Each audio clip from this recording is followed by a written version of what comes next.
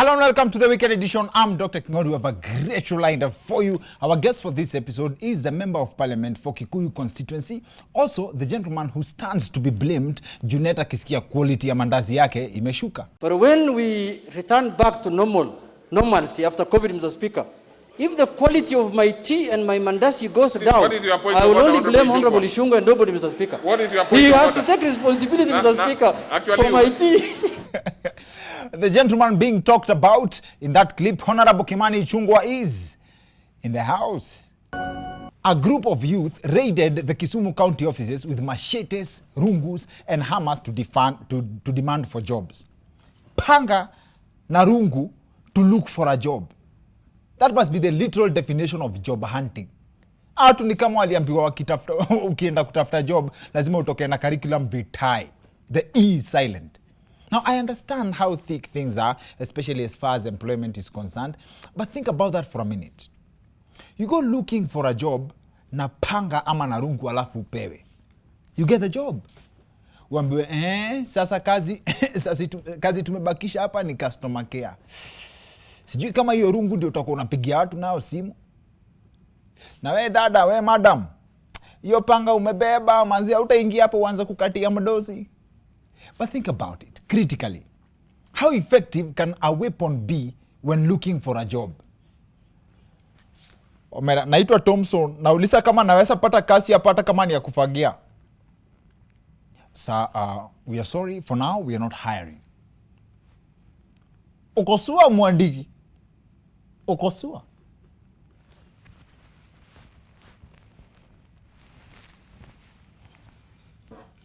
Na sasa bado wamwandiki kazi.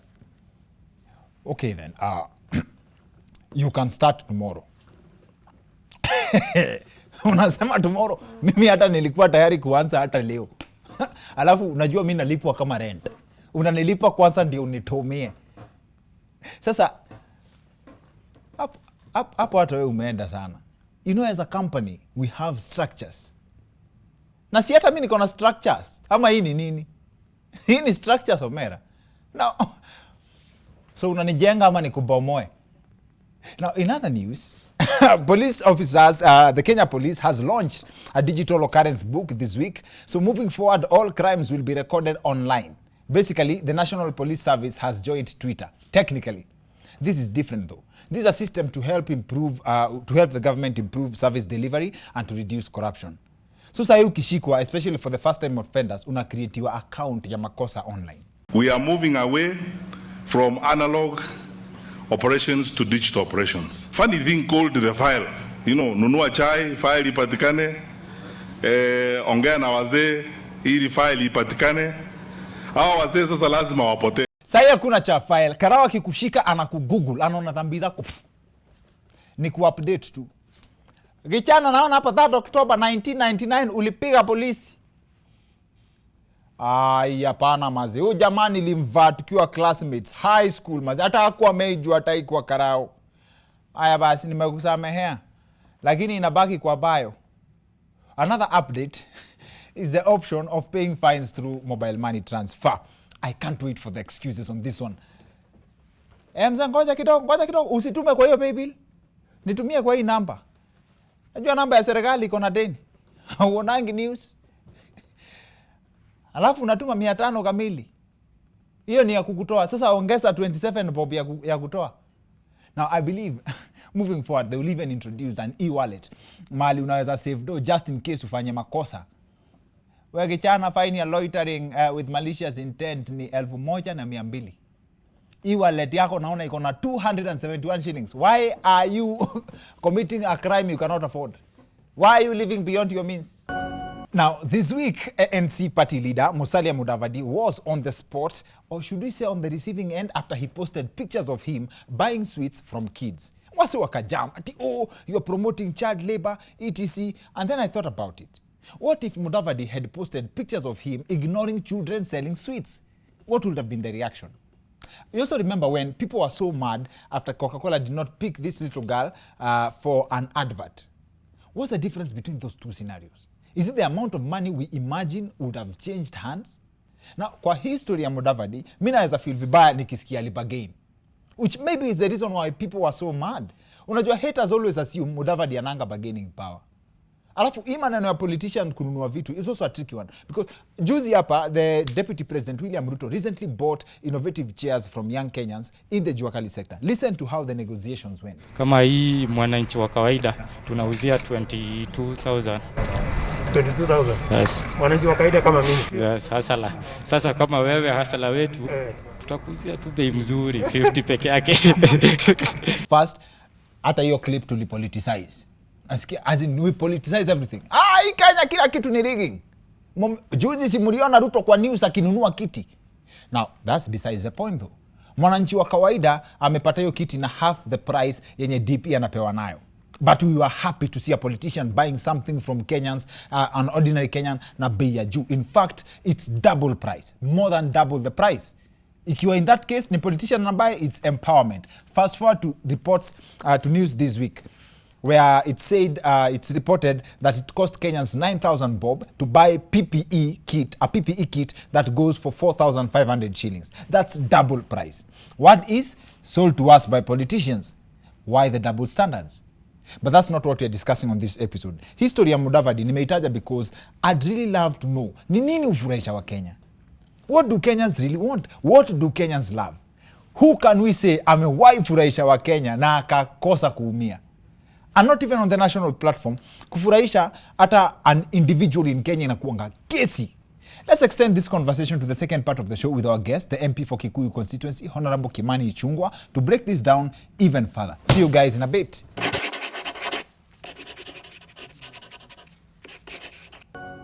Welcome back to the Wicked Edition. I'm Dr. Kingori. Kama kawaida show nzito sana. Our guest for tonight is the sitting member of parliament for Kikuyu constituency, Honorable Kimani Ichungwa, ama msewa mandazi za Junet. Mambo mweshi.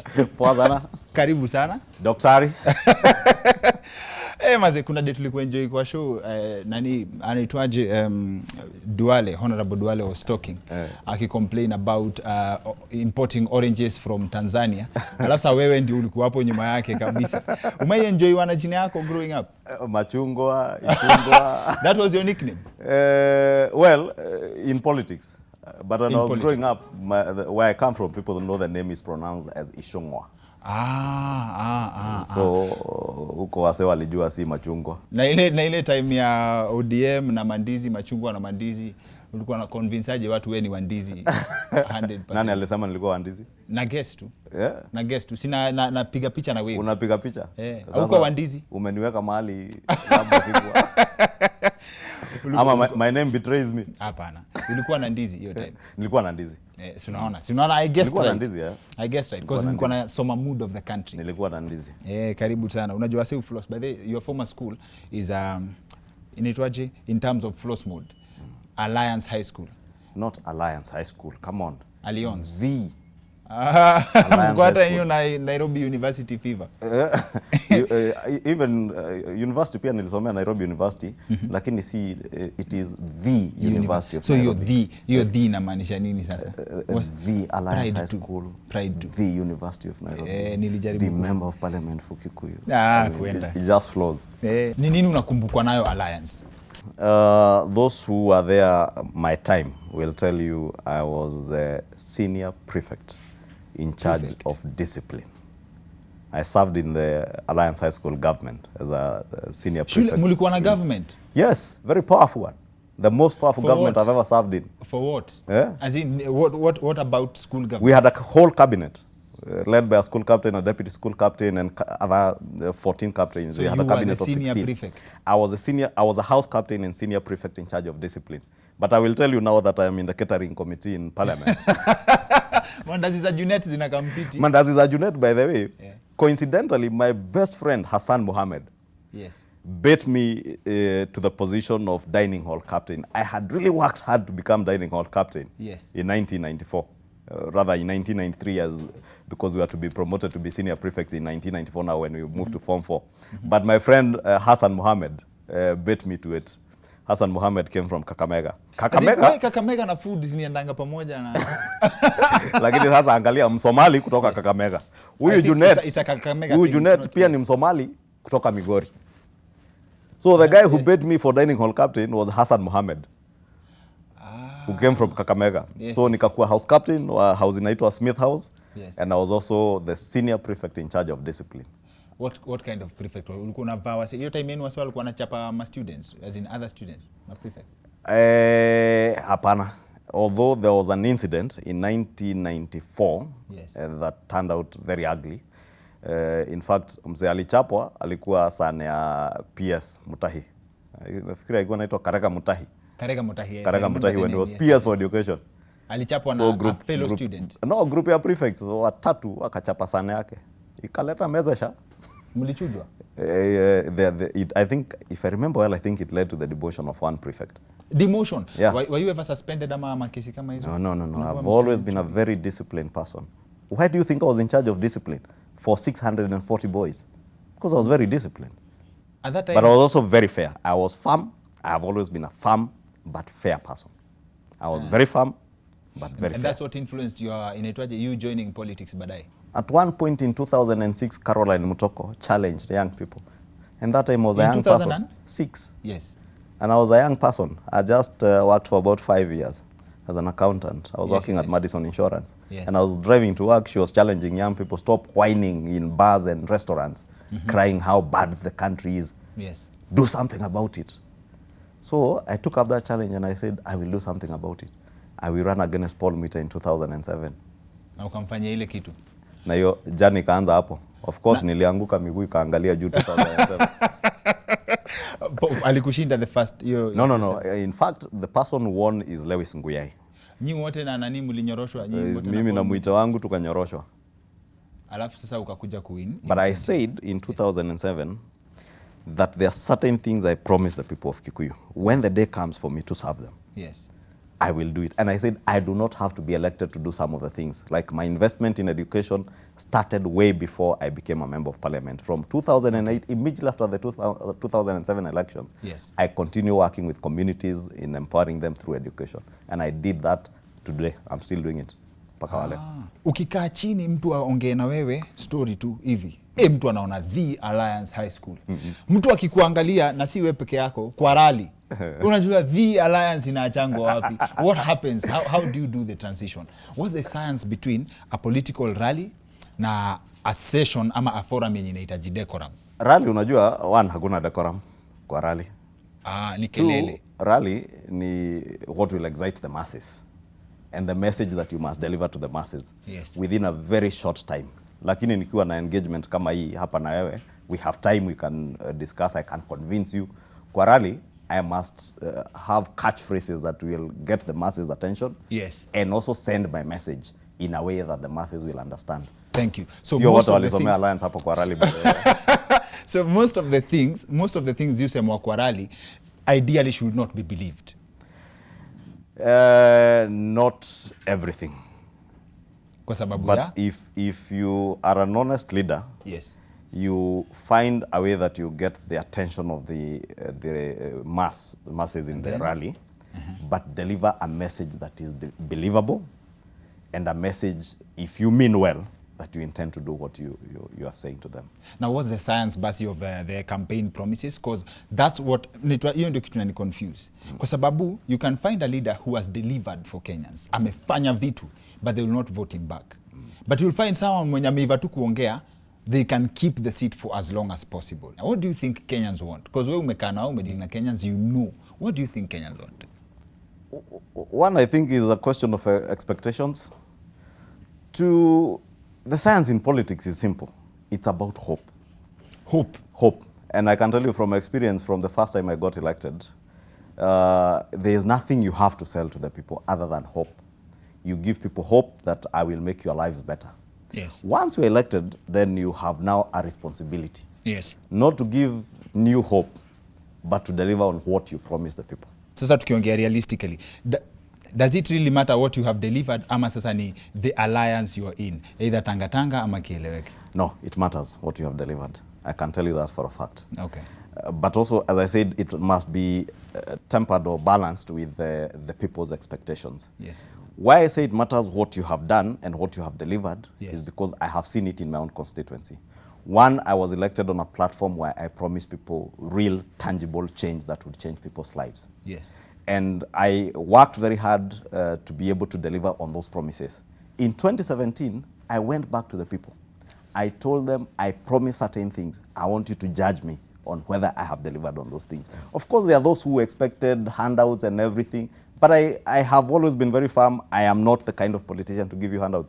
And nakumbuka even that time nilikuwa naambia wakiniitisha, naambia baba yao wako nyuma. Waititu anakam. Anakam kuwaletea hiyo. Oh, anakam na yako pia. Anakam na yangu pia. Sawa. Hiyo story tulikuwa timu moja. So alikusponsor indirect. Ni sponsor lakini kazi ya handout ilikuwa yao, so nikawaachia hiyo mimi. I focus on what I promise the people to deliver. So ulikuwa na make sure umekam before baba yao. I don't do handouts by the way. That's good. Na hiyo ni poa sana. That's hopeful. Hapa kwa hope. Where does the difference come in? Because ukiangalia kama Nairobi, kama kuna mtu alipea watu hope ni say Miguna alitupromise mpaka tutatengeneza underground train. Tungekuwa tunatoka na basement tukiingia job. Unaget? Why didn't people vote for him? Kama ni hope basi. It must be believable hope. If you tell a person in Nairobi that you get them an underground tunnel na hata fare ya kutoka mtaa kuja town ni shida, na Sonko pale anakuonyesha, mimi nitakuonyesha kuhustle, venye unaweza pata fare yako na upate food jioni. So you must also look at the audience that you are talking to. If you promise an underground tunnel in north of London, it makes sense. Wamefika hapo. Yes. Sisi bado hatujafika hapo. We will get there eventually. So maybe Miguna was ahead of his time.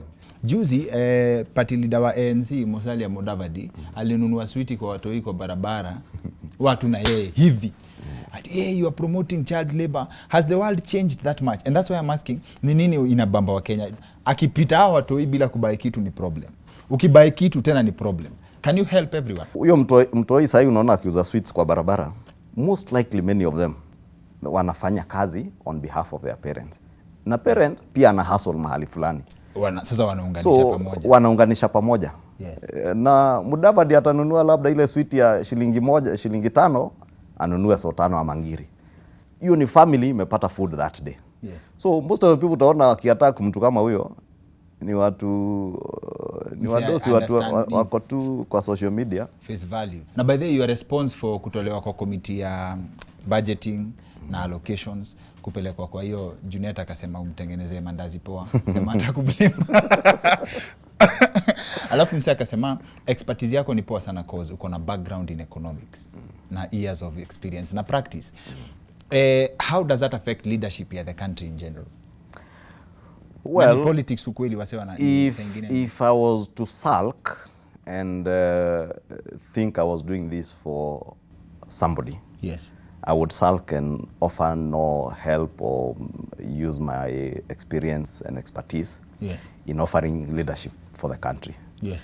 Unfortunately, I'm not that kind of person. I appreciate and recognize that I don't work for a man. Okay. I don't work for the president. Yes. I don't work for the deputy president. I work for the people of Kenya. And by working for the people of Kenya, I'm working for my God. Therefore, I will still do my best to help those who are in positions of leadership in the committee and all other committees in parliament. I will play my role actively. And I said that on the floor of parliament. Whether you put me in any committee or none. By the way, psychologically I was prepared not to serve in any committee. Okay.